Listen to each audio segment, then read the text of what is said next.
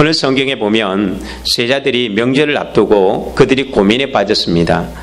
부모님 찾아뵐 거 생각한 것도 아니고 돈이 없는 것도 아니라 지금 이들이 앞두고 있는 명절은 유월절이라는 유대인들에게는 가장 큰 명절이었습니다.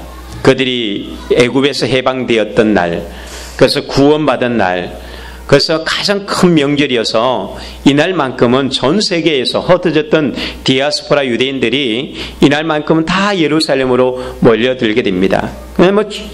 이미 그 전부터 축제 분위기죠. 앞으로 뒤로 거의 2주, 3주 동안은 이 축제의 도가니가 되었습니다.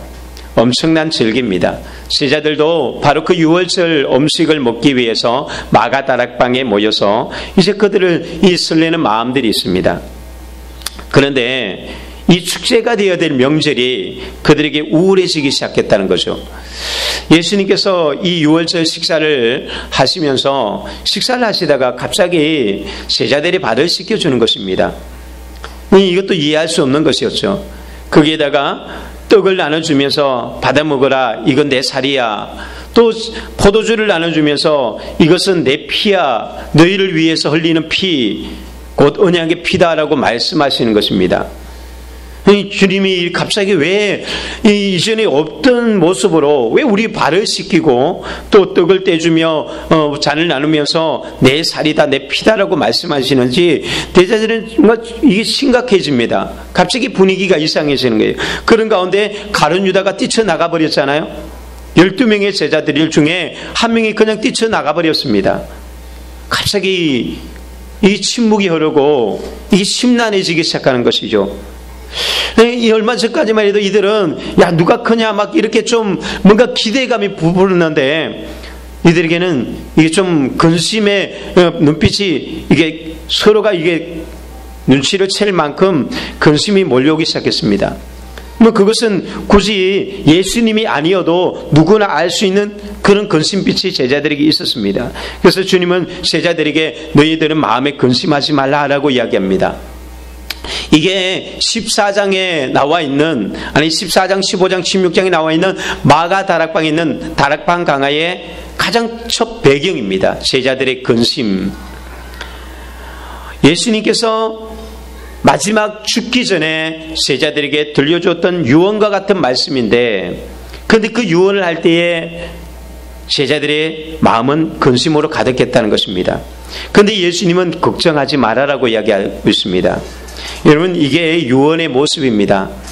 사람들은 돌아가시는 분을 보면 그래서 마음이 짠해서 돌아가시는 분 생각해서 눈물 흘리고 그러잖아요. 그러나 돌아가신 분들은 어떻게 합니까? 걱정하지 마. 걱정하지 마. 실제로 이게 믿음의 사람들이 마지막 임종을 앞둔 모습이거든요. 걱정하지 마라.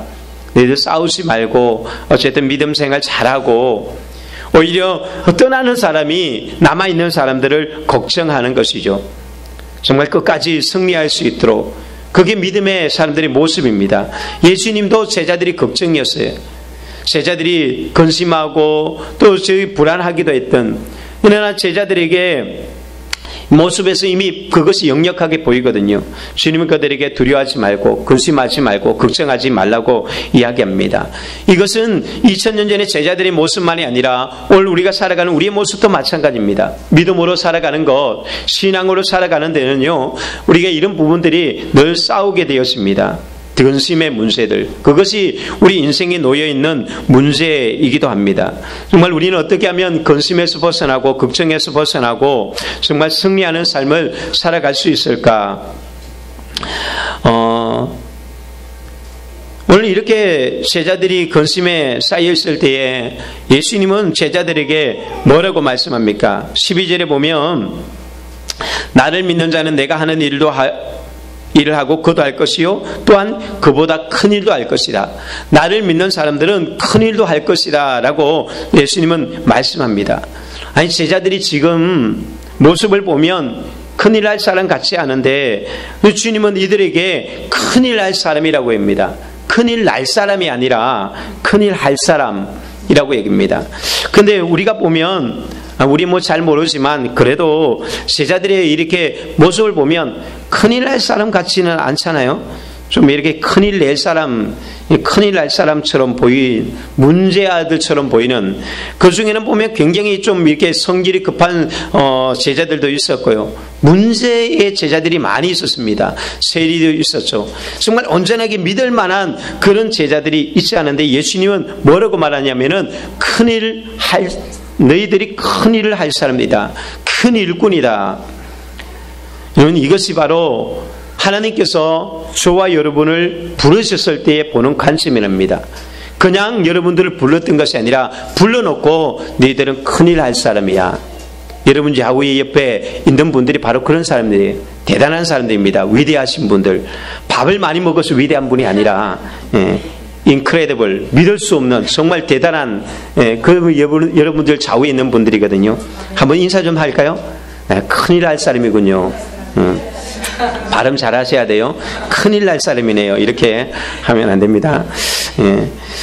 그것이 예수님은 도대체 제자들을 뭘로 보고 어떻게 보고 큰일 날 사람이라고 그렇게 말씀하는가?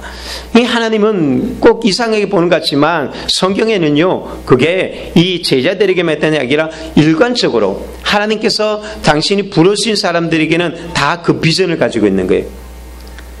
여러분, 우리가 지난주에 그 기도원에 대해서 묵상을 했지만 오늘 큐티 본문에도 기도원에 대한 이야기가 나오는데, 이 기도원을 하나님이 부르셨을 때에 기도원이 그때 뭐 하고 있었냐면은, 그때 미디안 사람들이 이스라엘을 공격해가지고 곡식을 다 빼앗아 가던 때였어요.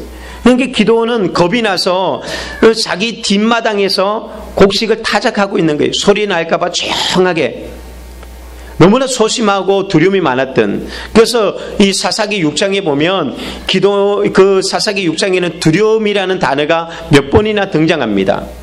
굉장히 두려웠고, 또 기도원은 특히 굉장히 두려움이 많았습니다. 또 소심했고요. 그래서 실제로 이 기도원의 가정은 굉장히 큰 부자거든요. 아예 그 지역의 유지였어요. 언제 돈도 많고 이 종들도 많은데, 그런데 기도원은 어떤 생각이냐면 자기 집안에 대해서도 부정적으로 생각했어요. 우리 집안이 이런데 무슨 하나님 그런 이야기 하지 마십시오. 우리 집안은 머나세 집안에서 가장 작은 집안입니다. 자기 집안에 대해서 부정적인 생각, 거기다가 자기 자신에 대해서 저는 우리 집에서도 제일 작은 자입니다. 그런 생각을 가졌는데 하나님은 뭐라고 하냐면은 큰 용사여라고 얘기하는 거죠. 그가 지금 미디안 사람이 무서워서 이게 한 곳에 숨어서 몰래 타작을 하고 있는데 갑자기 나타나서 큰 용사여라고 말하니까 이게 참 얼마나 어울리지 않는 이야기예요. 어떻게 그 기도원이 큰 용사가 되었습니까? 그리고 기도원에게만 그 이야기했던 것이 아니라 창세기 12장에 보면 하나님은 우상 장사를 했던, 우상을 팔면서 그렇게 살아갔던 이 아브라함을 부르시고 난 뒤에 아브라함이 그렇게 말합니다. 아브라함아, 내가 너로 큰 민족을 이루게 될 것이다.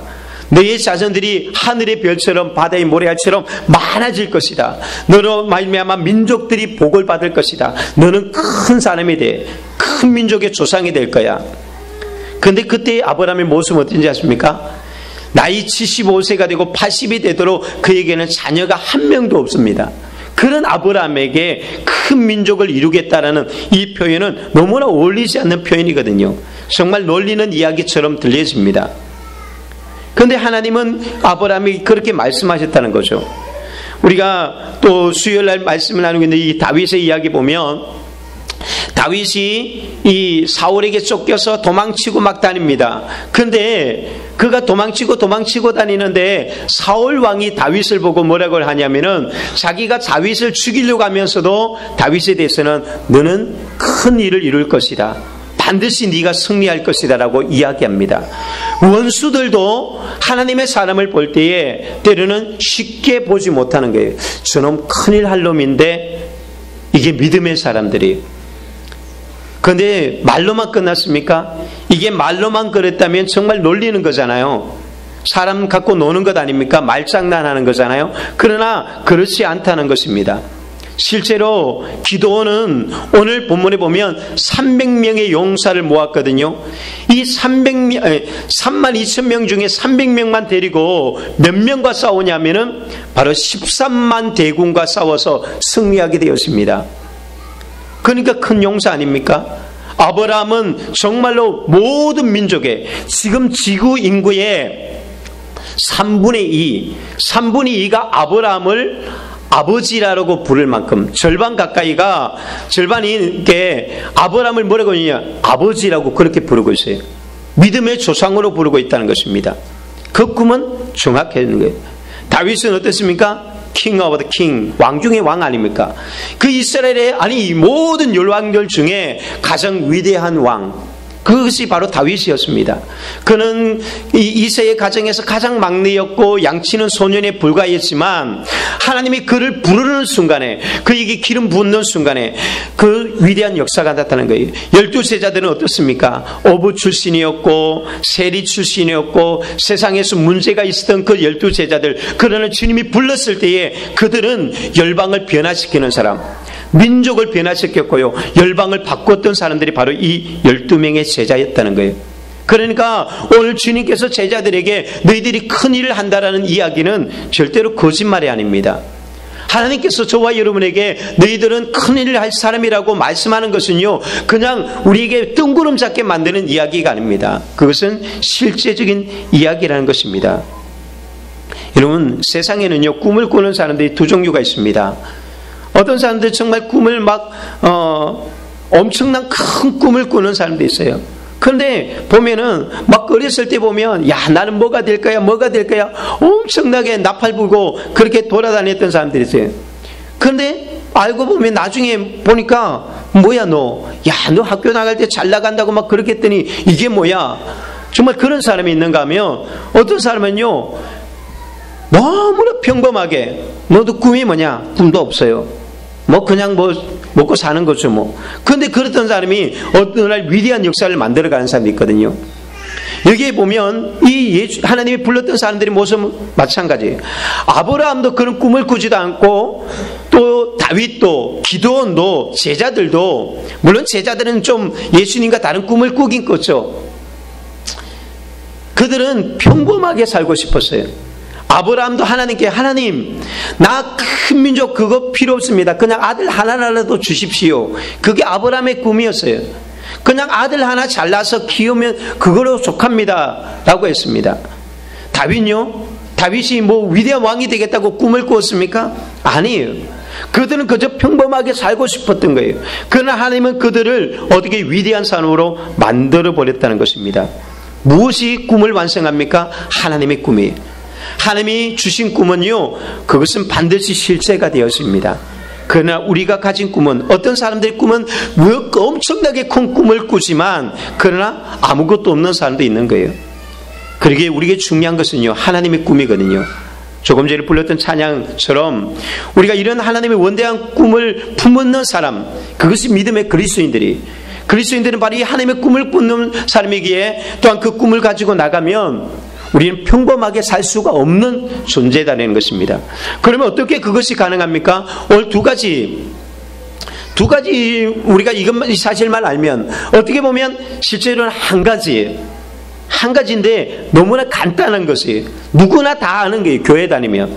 그게 뭔지 아세요? 예수님만 믿으면 되는 거예요. 예수님만 믿으면 된다는 거예요. 오늘 12절에 예수님이 뭐라고 합니까? 나를 믿는 자는 내가 하는 일도 하고 또 그보다 더 큰 일도 하리니. 예수님은 한 가지 말씀했습니다. 다른 거 이야기 아닙니다. 나를 믿으면 그렇게 된다고 이야기합니다. 여러분, 믿음이라는 것이 참 아무것도 아니잖아요. 믿으면 되는 것이지만 믿음은 또한 간단한 게 아닌 것을 우리는 보게 됩니다. 제자들이 왜 근심했습니까? 제자들이 왜 고민에 빠졌습니까? 믿음의 문제였어요. 무엇의 믿음이요? 예수님에 대한 믿음의 문제였다는 거죠. 자기들이 모든 삶을 헌신했던 제자들이 지금 예수님에 대한 믿음이 분명하지 않은 거예요. 아니, 그럴 수 있다고 생각합니까? 아니, 건축건금할 때 전 재산을 바치고 일평생 주를 위해서 살았는데 예수님을 안 믿는다니요. 그런데 그렇다는 거예요. 믿음이 그런 거예요. 그렇게 평생 주님 앞에 헌신했어도요, 주님을 안 믿는 사람들이 있는 거예요. 믿음은요, 그래서 선물이죠. 여러분, 언제 믿음이 드러나느냐? 바로 위기 때에 드러나는 거예요. 늘 그냥 다닐 때는 다 잘 믿는 줄 알았어요. 왜? 자기 친척, 부모, 모든 직장 포기하고 올인하니까, 야, 저 사람 믿음 대단해. 저 사람 교회에 미쳤어. 라고 이야기할지 모르지만, 위기 때가 보면 그 사람의 믿음은 그냥 여실히 드러나게 돼 있는 거예요. 제자들은 믿음이 좋은 것처럼 보였습니다. 뭐든지 할 수 있을 것처럼 보였습니다. 베드로가 뭐라고 이야기합니까? 영생의 말씀이 여기 있는데 우리가 어디로 가겠습니까? 우리는 주님만 따라가겠습니다. 정말 그의 고백은 대단했습니다. 그러나 막상 주님께서 죽겠다, 주님께서 떠난다라고 하는 순간에 제자들의 믿음은 여실히 드러나죠. 가룟 유다는 배신하고 떠나버립니다. 그리고 지난주에 보았던 도마는 어떻게 합니까? 도마는 예수님께 묻습니다. 주님, 어디로 간단 말입니까? 라고 묻습니다. 주여, 어디로 가는지 우리는 모르겠습니다. 라고 이야기해요. 아니, 지금까지 예수님을 따라다녔는데 왜 몰라요? 뭘 보고 따라다닌 거예요? 그들은 그러니까 예수님을 믿는다고 했지만 예수님의 방향과 그들의 방향이 전혀 딴판으로 다녔다는 거예요. 예수님은 어디로 간다고 말합니까? 내가 아버지 집에 간다. 내가 아버지 집에 가서 준비할 거다. 그곳에 너희들을 다 이끌어 갈 거다. 이게 예수님이 가는 방향이었고, 예수님께서 제자들을 불러 모았던 이유가 그것이거든요. 여러분들 왜 예수님 믿습니까? 천국 가는 것 아니에요? 그런데 우리가 방향이 바로 이런 데서 잘못되었다는 거죠. 많은 그리스도인들, 많은 성도라고 하는 사람들이 우리가 천국 이야기하면 관심이 없잖아요. 아니, 그게 무슨 말이에요? 하나님, 나 지금 천국이 문제가 아니라 이거 먹고 사는 게 문제예요. 건강 주시고 물질 주시고 내 자식 잘 되면 그냥 그것으로 좋아요. 예수님 어디로 가신단 말이에요? 가지 마시고 그냥 여기 나를 축복해 주십시오. 이게 도마의 믿음이었어요. 그러니까 그런 믿음은 도마 위에 오르잖아요. 이게 우리가 하나님을 믿고 예수님을 믿는다고 하지만 우리 믿음이 천국으로 향하고 있지 않은 믿음을 가지고 있다는 거죠. 언제요? 위기를 만나면요. 그러면 내 믿음이 어디 있는지, 내 관심이 어디 있는지 결국은 우리는 다 보게 됩니다. 그리고 오늘 급기야는 이 빌립이 이런 질문까지 합니다. 어떤 질문이에요? 하나님 좀 보여주십시오 라고 얘기합니다. 하나님 보여달라고 이야기합니다. 여러분, 이 말이 그냥 말이 아닙니다. 하나님 보여달라는 말이. 예수님께서 7절 말씀이 그렇거든요. 너희들이 나를 알았으면 하나님도 알았으리요. 또 이제부터는 너희가 그를 알았고 그를 보았다. 너희들이 하나님을 알고 하나님을 보게 되었다라고 이야기했거든요. 그런데 빌립이 하나님 보여주십시오. 어디 있어요? 하나님 어디 있는지 나 좀 봤으면 좋겠습니다. 라고 이런 엉뚱한 질문합니다. 여러분, 예수님은 여러분 뭐라고 합니까? 너희들이 나를 보았으면 하나님 본 거야. 나를 아는 것이 하나님을 아는 것이야. 라고 이야기하고 있다는 것입니다. 지금 그들 앞에 예수님이 계시는데, 그런데 그들은 하나님이 안 보인다라고 이야기하죠. 무엇 때문일까요? 예수님을 하나님으로 인정하지 않기 때문인 거예요. 예수님을 믿는다고 따르긴 따르는데요. 왜 하나님을 보여달라고 하느냐? 그냥 단순하게 하나님 보고 싶습니다. 하나님 음성 듣고 싶습니다. 라는 이야기가 아니에요. 왜 보여달라는 거예요? 예수님께서 지금 이 말씀하시니까 그들이 보여달라고 하는 이유는 예수님, 당신만으로는 충분하지 않습니다. 예수님 말고 하나님이 지금 필요합니다. 나에게는 지금 예수님 말고 다른 것이 더 필요하다고 요청합니다. 왜? 예수님의 말씀을 들었을 때 답답하다는 걸 느끼거든요. 그들은 이 빌립이 원래 어떤 사람이냐면 요한복음 1장에 보면 빌립은 전도자였어요. 나중에도 전도자로서 아주 전도를 많이 하지만 그는 예수님을 만나자마자 바로 친구에게 가서 전도했어요. 그것이 나다나엘 아닙니까? 그리고 나다나엘에게 말입니다. 내가 메시아를 만났어. 모세가 말했고 선지자들이 이야기했던 바로 그 메시아를 내가 만났단 말이야. 너무나 신나서 와봐. 그 와보라는 전도, 이게 바로 빌립이 만든 전도거든요. 뭐 다른 것도 없습니다. 여러분, 전도라는 것은 어렵지도 않아요. 그냥 와보라고 하면 돼요. 와보라. 내가 만났어. 와봐.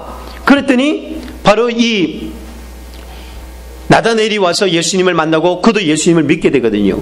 너무나 확신이 있었던 사람이 바로 빌립이었어요. 그런데 이제 와서 하나님을 보여달라고 이야기합니다. 왜요? 예수님을 믿고 따랐지만 뭔가 예수님께 모든 것을 올인하기에는 뭔가 불안하다는 거예요. 그래서 뭔가 내 눈에 보이는 또 다른 하나님을 두고 싶은 마음이 있는 것입니다. 여러분, 우리 전도하다 보면 이런 질문을 많이 듣잖아요. 어떤 질문이요? 너 하나님 봤어? 보여줘 봐. 그럼 내가 믿을게. 이거 뭐 얼마나 많은 사람들이 그런 이야기를 합니까? 그러나 우리가 알지 않습니까? 하나님 볼 수 있습니까? 영이신 하나님은 어떻게 봐요? 보여줄 수도 없습니다. 아니, 또 보면 우리는 죽는 거예요. 죄인이 어떻게 하나님을 볼 수 있습니까? 보면 죽는 거거든요. 할 수도 없는 것이지만 이 빌립은 그냥 엉뚱한 질문하는 거예요. 하나님 보여달라고 이야기합니다. 답답하다는 이야기거든요. 여러분, 빌립만 그렇습니까? 아니잖아요. 여기 있는 많은 분들도 아마 그런 심정일 겁니다. 때로는 하나님 제발 좀 나타나서 나에게 말씀 좀 해주십시오. 좀 보면 나도 믿겠습니다. 왜 그런 이야기를 하게, 그런 마음이, 그런 심정일 때가 있습니다. 하나님 보이진 않잖아요. 문제는 있는데 불안한 거예요. 그것은 뭔가 막 보였으면 좋겠어요. 그래서 만드는 게 뭔지 아세요? 우상을 만드는 거예요. 이스라엘 백성들이 애굽에서 나왔을 때에 광야에서 모세가 시내산에 올라가서 말씀을 받고 있으니까 뭐 10일이 20일이 지나도 모세가 안 나타나니까 답답한 거예요. 불안해지기 시작합니다. 그래서 그들이 뭐를 요청하죠? 야, 우리에게도 하나님 좀 만들어라. 그래서 아론이 금송아지를 쫙 멋지게 만들어놨어요. 그리고 말합니다. 바로 이게 너희들을 애굽에서 이끌어냈던 바로 그 하나님이야. 이제 보이지? 알지? 그랬더니 그들은 신나고 좋다고 막 그냥 춤춥니다. 노래하고 그렇습니다. 인간은요, 자꾸 뭔가를 봐야지 믿는다는 거거든요. 뭔가 눈에 보이는 것들, 어떤 것을 자꾸 만들고 싶어하는 욕구가 있습니다. 그래서 보이지 않는 하나님의 형상을 벌레의 모양으로, 썩어질 사람의 모습으로, 또한 새와 짐승의 모습으로, 기어다니는 동물의 모습으로 하나님을 만들었다고 해요. 그래서 사람의 형상으로 만든 게 뭐예요? 부처 아니에요? 그리고 기어다니는 동물이 뭐예요? 뱀의 모양. 어떤 것은 또 새를 만들어 놓고, 그리고 벌레를 만들어 놓고 신이라고 이야기한다는 것이죠. 이것이 인간의 불안한 심리, 근심에서 만들어진 우상의 모습입니다. 그래서 금송아지를 만들어 놓고 하나님이라고 하는 거예요. 우리 역사적으로 보면 철학자들이 하나님의 존재에 대해서 증명해 보려고 많이 노력했던 흔적들이 있습니다. 그래서 어떤 철학자들은요, 자, 저 우주를 봐라. 저 우주가 그냥 생겼을까? 분명히 조물주가 있을 거야. 그러니까 하나님은 있어. 이렇게 증명합니다. 또 어떤 철학가는요, 칸트라는 철학가는 자, 사람에게는 도덕이 있다. 양심이라는 게 있다. 야, 도대체 저 양심은 누가 만들었을까?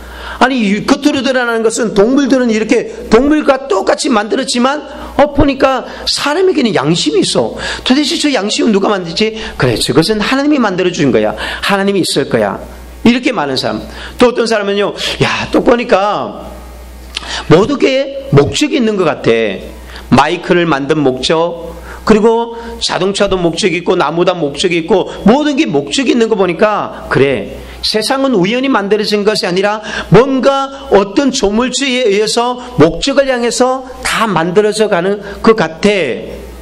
그러니까 하나님은 있어. 분명히 모든 것이 그 방향으로 나간 것 같으면 보니까 하나님은 있어. 그런데 그들이 하나님을 만났을까요? 못 만났어요.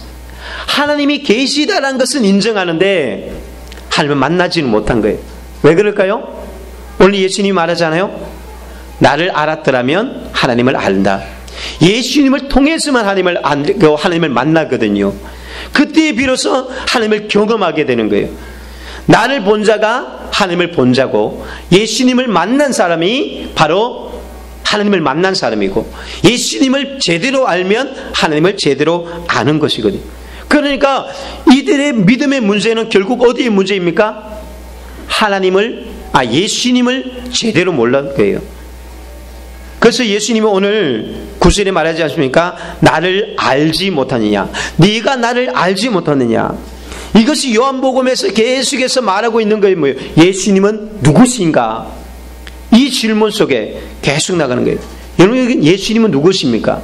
여기에 대한 분명한 답이 없다면 여러분들 아직 진리에 이르지 못한 거예요. 진리를 알지니 진리가 너희를 자유케 하리라고 말했는데 그 진리가 누구냐? 예수님이거든요. 그런데 그 예수님을 내가 제대로 모르는데 어떻게 내가 자유할 수 있습니까? 근심이 올 수밖에 없는 거예요. 누리지 못하는 것입니다.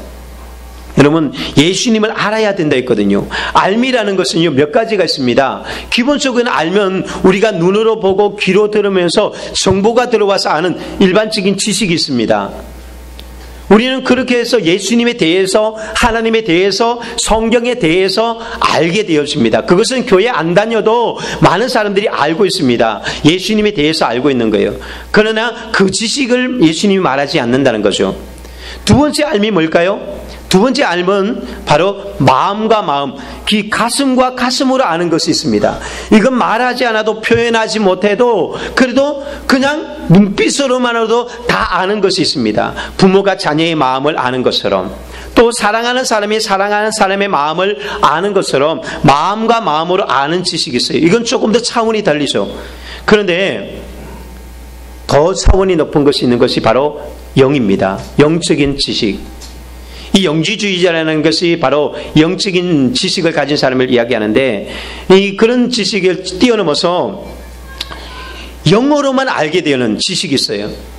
그것이 무엇입니까? 예수님 말입니다. 영적인 것은 영어로야만 분별할 수 있다. 이건 영어로만 하는 거예요. 그래서 물과 성령으로 거듭난 사람만이 이걸 알게 되는 거예요.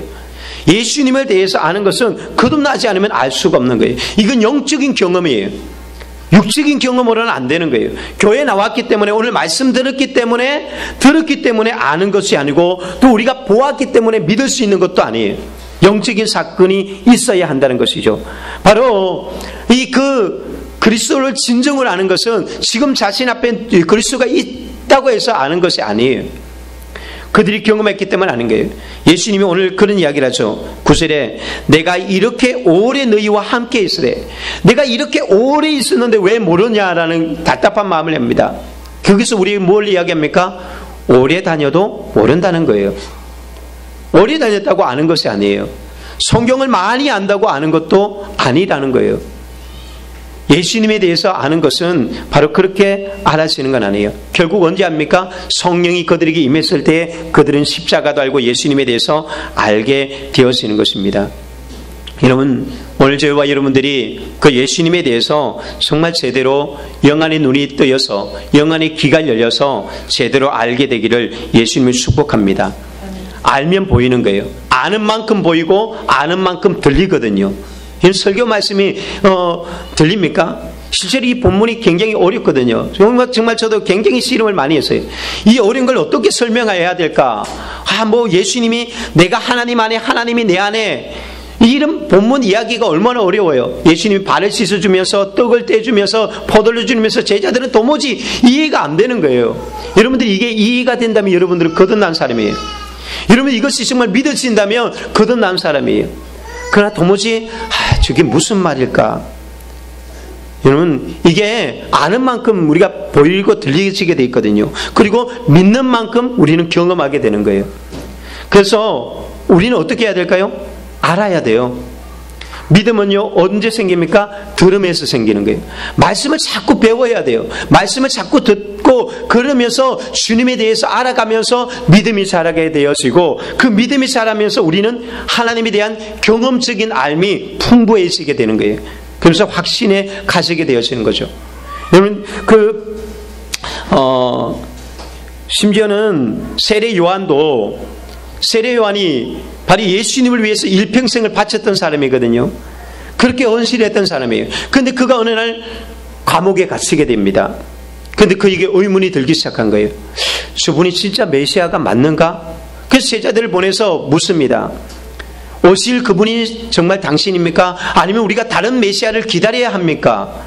왜 이 세례 요한이 이런 질문을 던지냐면, 정말 그분이 메시아라면 적어도 메시아를 위해서 헌신했던 나를 감옥에 있는데 가만히 둔다는 것은 이건 말이 안 돼. 그분이라면 당연히 와서 나를 감옥에서 끄집어내줘야 되는데 그분이 메시아인데 어떻게 가만히 있을 수 있지? 그건 이상한데 세례 요한이 의문이 든 것이죠. 바로 우리가 그런 거예요.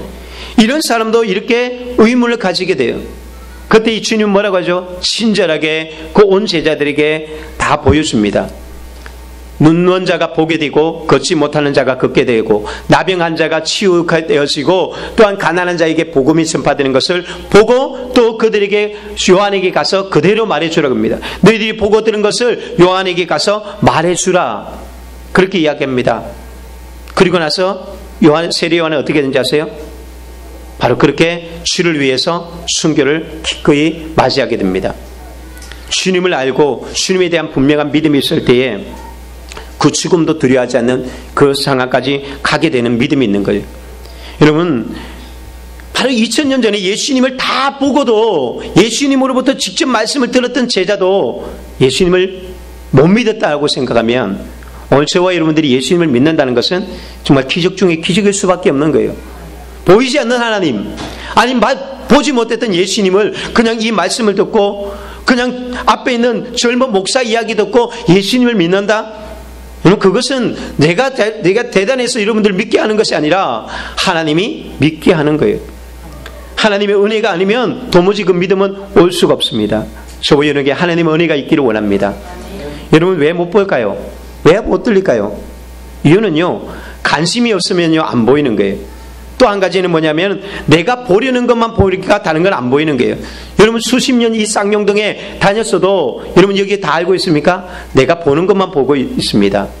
마찬가지. 예수님 아무리 오래 다녀도요, 내가 보려고 하지 않고 들리려고 하지 않으면 예수님의 그 수많은 가르침과 수많은 기적을 보고도요 못 믿게 되는 거예요. 또 한 가지가 뭐예요? 그것에 대한 가치를 모르면 우리가 또 모르는 거예요.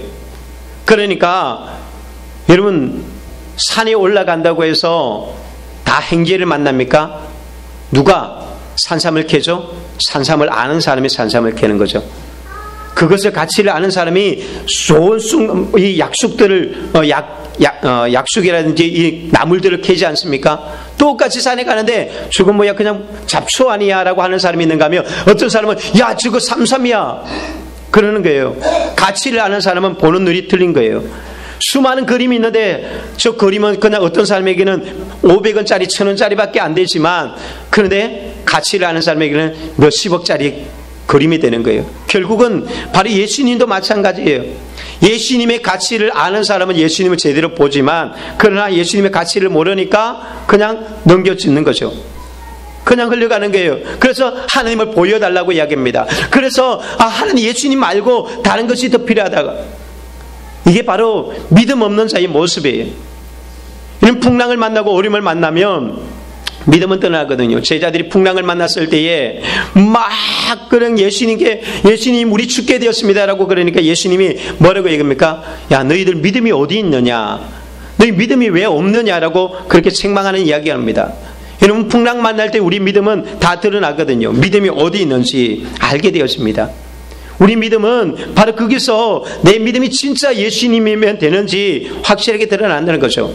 사람들이 예수님 보고 뭐라고 했는지 아세요? 어떤 사람들은 예수님은 예레미야다, 예수님은 세례 요한이다, 예수님은 엘리야다 이렇게 표현했던 사람이 있습니다. 그러나 제자들은 다르게 이야기했어요. 그럼 너희들은 뭐라고 하느냐? 주님은요 그리스도시요 살아계신 하나님의 아들입니다. 예수님이 딱 듣고는 베드로야 짱이야 맞아 100점 그랬단 말이에요. 그런데 그 베드로가 그렇게 말했기 때문에 그가 믿음이 좋은 사람이냐? 아니에요. 그건 그냥 하나님이 알게 해주신 것이었어요. 그 바로 뒤에 예수님에게 어떤 소리 듣는지 아십니까? 이 사단아 내 뒤로 물러가라고 이야기합니다. 사단의 이야기를 하는 거예요. 우리가 믿음의 말을 하고 성경의 이야기를 하면서도 때로는 뒤에서요 사단 짓을 할 때가 있다는 거예요.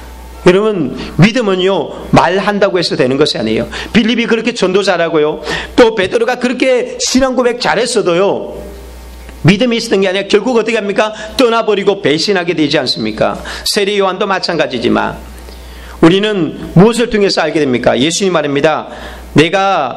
나를 믿어라 라고 했지만 그게 안 믿어지면 내가 행하는 그 일로 말미암아 믿어라. 예수님이 행하신 일들을 통해서, 예수님이 나타난 일을 통해서 바로 내 안에 하나님이 계시다는 것을 너희들은 믿어라라고 이야기하고 있습니다. 특별히 예수님께서 여기에 내가 행하는 그 일, 그게 뭘까요? 바로 십자가 사건이요, 부활의 사건입니다. 우리가 믿어야 될 가장 핵심은 바로 여기 있는 거예요. 십자가와 부활을 우리가 믿게 되어질 때에 우리는 하나님을 경험하고 부활의 역사를 경험하게 되었습니다. 하나님은 보이지 않는 그 하나님을, 예수님이 육신을 입고 이 땅에 오심으로 당신을 계시하신 것이 바로 예수님이시거든요. 속육신 다 보여주신 거예요. 그래서 예수님 안에 당신을 다 보여주십니다. 당신의 능력과 당신의 마음과 이 모든 것들을 예수님 안에 넣어줘서 보여준 거예요. 결국은 뭐예요? 예수님을 알고 예수님만 믿으면 우리는 그 놀라운 풍성한 은혜들을 경험하게 되었습니다. 다른 것이 필요한 것이 아닙니다. 예수면 충분한 거예요. 뭐 다른 걸 더 보여줘야 되고 더 많은 것들을 해야 되는 것이 아니라 예수님이면 충분하다고 합니다. 복음이면 충분하고요, 십자가면 우리의 모든 것을 해결하기에 충분하다는 것입니다. 여러분, 이 믿음이 여러분 안에 생겨나기를 예수님을 축복합니다. 회복되기를 예수님을 축복합니다. 그럼 믿으면 보는 거예요. 믿음은 경험하게 되었습니다. 그 열쇠가 뭘까요? 그럼 어떻게 우리가 그 주님을, 내가 예수님을 믿는데 경험하게 될까요? 예수님이 마지막 그 가장 중요한 결론의 키를 주시죠. 13절 14절에 어떻게 하면요, 내 이름으로 무엇이든지 내게 구하면 내가 행하리라. 내 이름으로 무엇이든지 구하면 내가 행하리니. 예수님이 이것을 2번이나 반복하고 있습니다. 뭘 하라고요? 예수님의 이름으로 구해야 된다는 거예요. 예수님을 믿어야 되는데 그 믿음의 핵심의 키는 뭐냐? 왜 예수님 믿음의 결과는 뭐냐? 믿음의 결과는 예수님의 이름으로 구하는 거예요. 그게 예수님을 믿는 거예요. 예수님을 믿는데 구하지 않는다는 것은 그건 믿음이 아니죠. 예수님을 믿는다고 하면서 세상의 우상 앞에 가서 구하고 점쟁이 앞에 가서 구하고 사람 앞에서 구한다면 그건 하나님 예수님을 믿는 게 아니에요. 예수님의 믿음의 결론은 어디로 가느냐? 기도로 가게 되어 있습니다.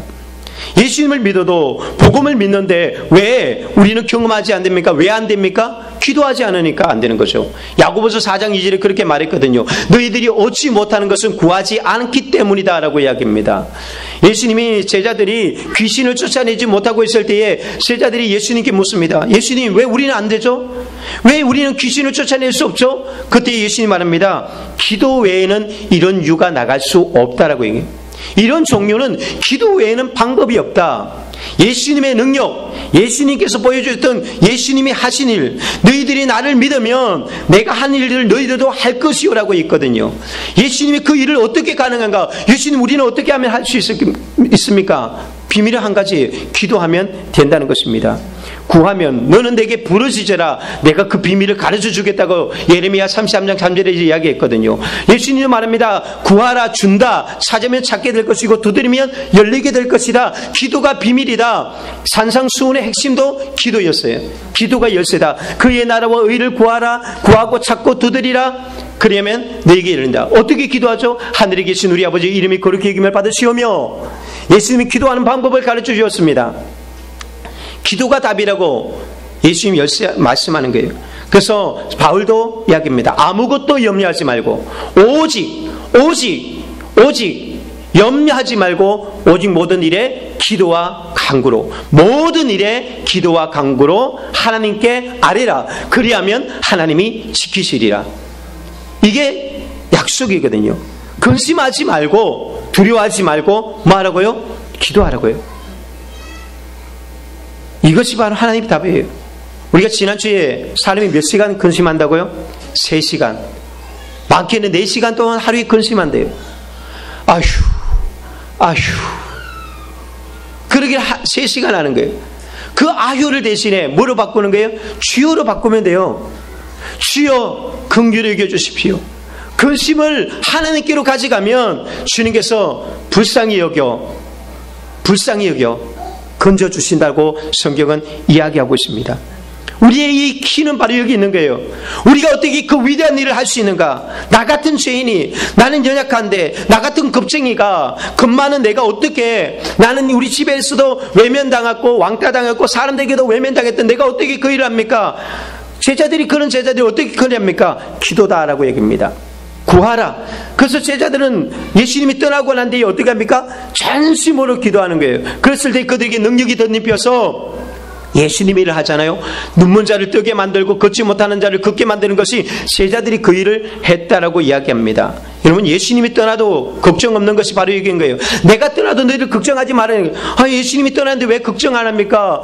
예수님 없으면 우리 어떻게 살려고요? 걱정하지 마. 뭐 하면 돼요? 콜 하면 돼요. 콜. 무슨 일 있으면 전화해. 이게 끝이에요. 여러분, 아이들이 갓난아기들은 어떨까요? 갓난아기 때는 안 보이면 막 울어버려요. 자기 눈에 보이지 않으면 막 울어버려요. 그게 갓난아기. 왜? 아직 믿지를 못하기 때문에. 떠나면 나를 버린 것 아니야? 부모가 나 떠난 거 아니야? 나를 버렸나 봐. 그래서 막 고민, 걱정이 막 이만저만이 아니잖아요. 그런데 점점 더 자라면서 아는 비밀이 있어요. 뭘 알죠? 응아 하면 엄마가 나타나는 거예요. 그러니까 조금 자라고 나면 혼자 장난감 갖고 노는 거예요. 그래서 배고플 때가 되면 응아 하면 엄마가 나타나고, 똥 쌌다가도 엄마 하면 그냥 나오잖아요. 이제 이 비밀을 배우는 거예요. 엄마 하면 나타나는구나. 지금 안 보이지만 그래, 엄마만 부르면 오는구나. 이게 믿음이 생겨요. 이 믿음이 점점 더 커지면 어디까지 가요? 저 외국에 나가 있어도 이제 걱정이 안 되는 거예요. 엄마가 뭐 몇 박 며칠 동안 어디 간다 해도 그래도 좀 안심이 돼요. 크면 클수록, 믿음이 자라면 자랄수록 많아지는 거예요. 그래서 예수님이 말하는 거예요. 야, 내가 떠나도 걱정하지 마. 기도 있잖아. 전화기 내가 줬잖아. 핸드폰 그거 놔뒀다고 뭐해? 그냥 콜해. 무서워? 걱정돼? 그냥 콜해. 무조건 달려갈 거야. 여기서 나온 거잖아요. 예. 무작정 달려간대요. 무조건. 그럴 때 부르는 거 아니에요? 무조건 달려갈 거야. 예수님께서 그렇게 해주시잖아요. 그런데 뭘 안 하는 거예요? 우리가 이 콜을 안 한다는 거예요. 다른 데는 수많은 전화를 하면서, 수많은 곳에 가서 요청을 하면서 예수님께 기도가 안 되는 거예요. 그래서 뭐가 없는 거예요? 이런 주가 나타나지 않는 거예요. 예수님 말입니다. 내가 한 일도 하고 더 큰 일도 한다. 여러분, 여기서 내가 한 일이 어떤 일인지 아세요? 예수님께서 세상에 아픈 사람들을 치유해 주시고요, 가난한 사람들에게 복음을 전하고, 또한 그 사람들을 위로해 주는 것이 바로 예수님이 하셨던 사역이었어요. 말씀을 가르치고, 정말 권위 있는 교훈들을. 어떻게 제가 여러분들 앞에 이걸 가르칩니까? 제가 무슨 똑똑해서가 아니에요. 저는 늘 이 말씀을 전할 때 제가 늘 은혜가 되는 게 뭐냐면, 제가 준비하는 말씀이 요만큼인데 주님께서 막 이 말씀을 열 때, 입을 열 때 가르쳐 주시는 거예요. 입을 열어서 말씀을 주시는 거예요. 막 너무 신기한 거예요. 하나님이 우리에게 주시는 게 있어요. 주님이 그것을 할 수 있도록 세우실 때 능력을 주시는 거예요. 그런데 내가 주님 뭐라고 말하면 더 큰 일도 한다고 했습니다. 이 더 큰 일이라는 거, 도대체 어떻게 더 큰 일을 해? 예수님보다 더 위대한 일을 어떻게 해? 그 말은 뭐냐면, 예수님은요 평생 동안 갈릴리와 유대 땅만 왔다 갔다 하셨잖아요. 그것이 예수님의 영역이라면 제자들은 어떻게 합니까? 온 열방에까지 가는 거예요. 땅 끝까지 이르러 주님의 증인이 되는 모습이 있습니다. 이게 큰 일이에요. 하나님은 우리 안에 어떤 큰 일을 꿈꾸고 있는지 아세요? 우리가 비록 연약하고 작지만 주님께서 저와 여러분 안에 열방을 꿈꾸고 있는 거예요. 어떤 사람들은요, 이 땅에서 치유하고 가난한 자를 돌보고 위로하는 사역을 하는 사람이 있는가 하면, 어떤 사람은요 열방을 향해서 또한 민족을 구원하는, 민족의 미래를 책임지고 나갈 지도자에 대한 꿈, 그것이 다윗이었고 그것이 아브라함이었어요. 하나님이 여러분 안에 이 놀라운 계획을 가지고 계심을 믿으시길 예수님이 축복합니다. 여러분, 그냥 부르신 게 아니에요. 여러분 안에 놀라운 꿈을 가지고 여러분들을 부르신 거예요. 바로 그 무슨 일이라고요? 예수님의 그 일을 드러내라고. 세상 가운데 예수님, 우리는 일을 해야 돼요. 예수님은 이 땅에 살면서 무엇을 했습니까? 아버지의 일을 했어요. 예수님을 통해서 하나님이 드러내셨어요. 그것이 예수님의 사역이라면, 이제 예수님이 제자들에게 뭘 이야기합니까? 너희들은 이제 세상 가운데 나를 드러내는 거예요. 이게 우리의 사명이에요. 이제 우리를 통해서 사람들에게 예수님을 보여주는 것이에요. 예수님의 능력을 보여주시는 것이고요, 예수님의 사랑을 보여주는 것이고, 예수 안에 있는 소망을 보여줍니다. 그래서 우리가 세상 가운데 믿음 있는 사람은 뭐라고 하는 게, 나를 보고 믿어. 실제로 이런 말을 하면 안 되잖아요. 야, 나는 보지 말고 그냥 예수님 보고 믿어. 이게 말이 맞지만 실제로 제대로 믿으면 나를 보고 믿어. 그게 바울이었어요. 내가 그리스도를 본받은 것처럼 너희들은 나를 본받으라라고 이야기했거든요. 이게 제대로 된 믿음이에요. 그렇게 말해줄 수 있는 믿음이 힘이 있는 거예요. 그걸 뭘 믿으라는 거죠? 바울이 뭘 이야기했습니까? 자기가 잘난 걸 이야기하는 게 아니에요.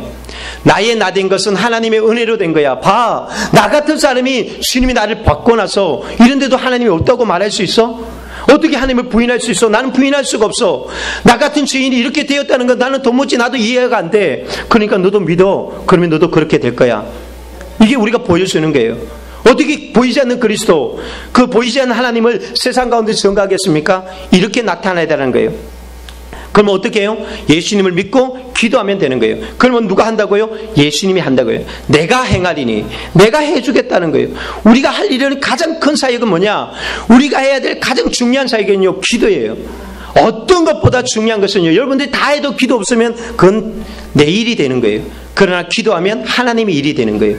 기도하는 순간 예수님의 사역이 되는 거예요. 그때의 기적이 일어나는 것이고 그때의 생명의 역사가 일어나게 되었습니다.